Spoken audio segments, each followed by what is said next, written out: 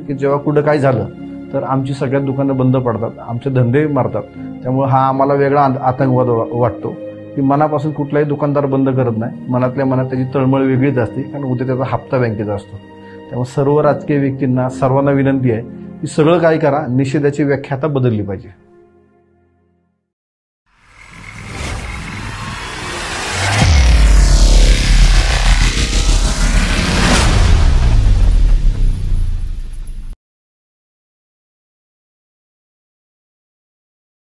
पहलगाम इथं आतंकवादी हल्ला झाला ठीक आहे, तिथली माणसं मेली, सगळ्यांना दुःख आहे। जगात असा कोण माणूस नाही की त्याला पाहून दुःख नाही झालं। जी गोष्ट काश्मीरला झालेली आहे तर ती निषेध म्हणून पुण्यातले, महाराष्ट्रातले किंवा भारतातले ज्या मुख्य सिटी आहेत ह्यातली दुकानं बंद करून मिळते काय? म्हणजे एक तर राजकीय लोकांना स्वतःची ताकद दाखवावी, आम्ही निषेध केलाय म्हणून तो निषेध सर्वसाधारण दुकानदारावर येतो। सर्वसाधारण दुकानदारांना जो निषेध होतो तो निषेधाची मला असं वाटतं पद्धत बदलली पाहिजे। तर निषेध म्हणून तुम्ही अमेझॉनचं कधी ऑफिस बंद केले का? मल्टीनॅशनल कंपन्यांचं ऑफिस केले का बंद? मर्सिडीजचं ऑफिस बंद केले का कधी? तर नाही बंद केलं। इव्हन तुम्ही IPL सुद्धा बंद नाही केली, फक्त काय केले? स्पीकर बंद केले, गाणी बंद केली किंवा चेअरगर्ल ज्या नाचतात त्या बंद केल्या आणि त्यांनी काय केले, हाताला त्या काहीतरी फीत बांधल्यात आणि निषेध नोंदवला त्यांनी। मग आम्ही सुद्धा सर्वसाधारण रोडला जे व्यावसायिक आहेत ते आम्ही पण काळ्या पट्ट्या बांधून निषेध करू ना।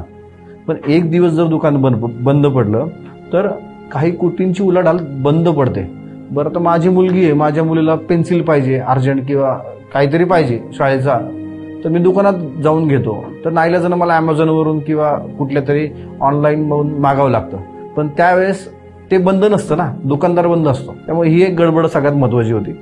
आणि तुम्ही जे काही अन्याय करता सर्वसाधारण दुकानावर, तो अन्याय मला कसा वाटतो की जर बघितलं तर वर्षात 15 दिवस असे निषेध होतात। ॲव्हरेज जर काढलं तुम्ही मागचे सगळे दिवस बघा, 15 दिवस वर्षातली आमची दुकानं बंद असतात। कशी 15 दिवस बंद असतात की काहीतरी महामानवाचा कोणतरी निषेध करतो किंवा काही ना काही चुकीचं बोलतो, त्यामुळे निषेध म्हणून आमची दुकानच बंद। बाबासाहेबांना काय बोलले, निषेध म्हणून आमचीच बंद। शिवाजी महाराजांना काय बोलले तर आमची दुकानं बंद। म्हणजे व्यावसायिकांनी करायचं काय? वर्गण्या पण द्यायच्या, दमदाटी करून आम्ही वर्गण्या आमच्याकडून घेतल्या जातात। म्हणजे मरतोय कोण? आम्हीच मरतोय। तर हे कधी थांबणार आहे का नाही? निषेध म्हणून तुम्ही घरातले 1 तास लाईट बंद करा, IPL बंद ठेवा, खूप काही निषेध वाटलं तर राजकीय व्यक्तींनी उपवास धरावा, यावर निषेध म्हणून मी आज उपवास करतोय, असं काहीतरी वेगळा निषेध करा ना। निषेध म्हणून सर्वसाधारण दुकानदार म्हणून बंद करू नये।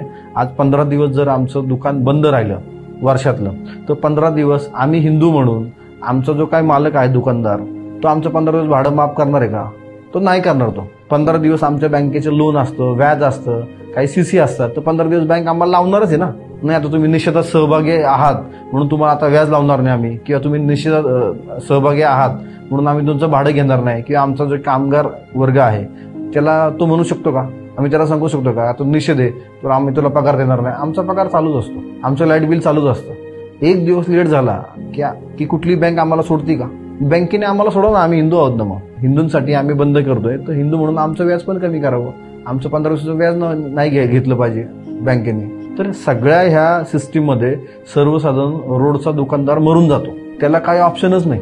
त्यामुळं आम्हाला असं वाटतं, मला कायम वाटतं की आमच्यावर आता हा आतंकवादच वाटतो आमच्यावरती की जेव्हा कुठं काय झालं तर आमची सगळ्यात दुकानं बंद पडतात, आमचे धंदे मारतात।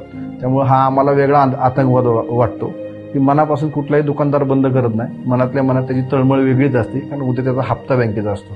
त्यामुळे सर्व राजकीय व्यक्तींना सर्वांना विनंती आहे की सगळं काय करा, निषेधाची व्याख्या आता बदलली पाहिजे।